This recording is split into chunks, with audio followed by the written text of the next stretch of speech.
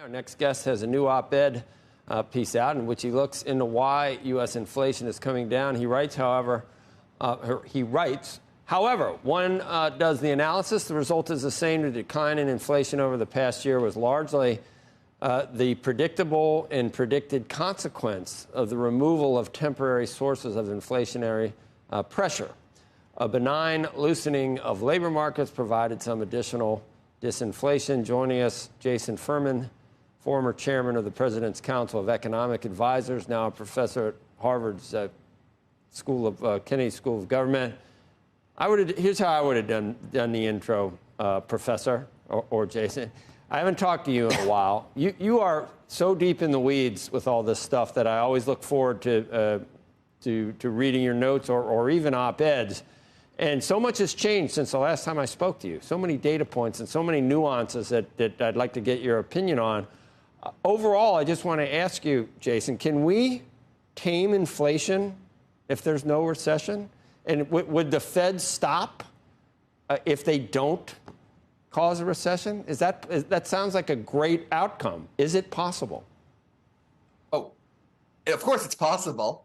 I'm getting a little bit more hopeful that it's possible. Before, I thought it was really unlikely. I still am of the view that the last mile of inflation is going to be the hardest, that we've gotten a string of unusually good news lately. When you get the string of unusually good news, the best is to lean against the wind, not to expect it to continue. But yeah, the growth this quarter and the disinflation this quarter is just an amazing thing to behold. Is it possible, and you haven't been a huge critic necessarily of all the easy money and that there's a day of reckoning coming that's going to be ugly after 10 years of whatever you want to call it, fiscal and monetary largesse.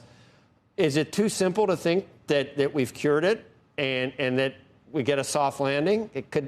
I guess I'm asking you the same question again. I'm wondering whether inflation stays sticky so that the Fed has to go not just one more time, but maybe in the next few years we don't get cuts. Maybe we stay high or continue to go higher back to what I remember are normalized rates, 6 or 7% on the 10-year. Yeah, look, I don't think we had a decade of easy money, but I think we had about a year and a half there where we had easier money than we needed to. The Fed cleaned that up really quickly.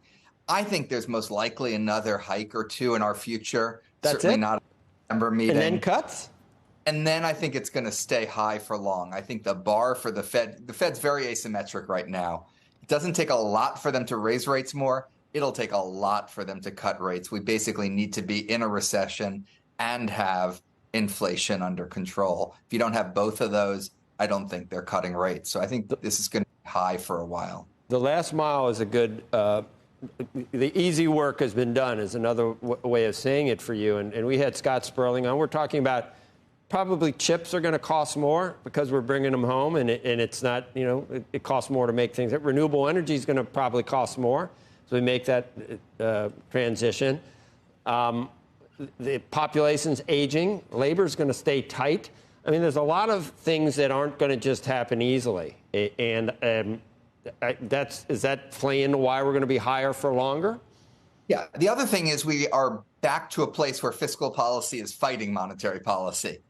The deficit had come down a lot last year. It's actually risen over the last year. That's pretty amazing because you have the stock market rising, you have the unemployment rate low, and we have a really quite surprisingly large deficit for an economy that's in pretty good shape.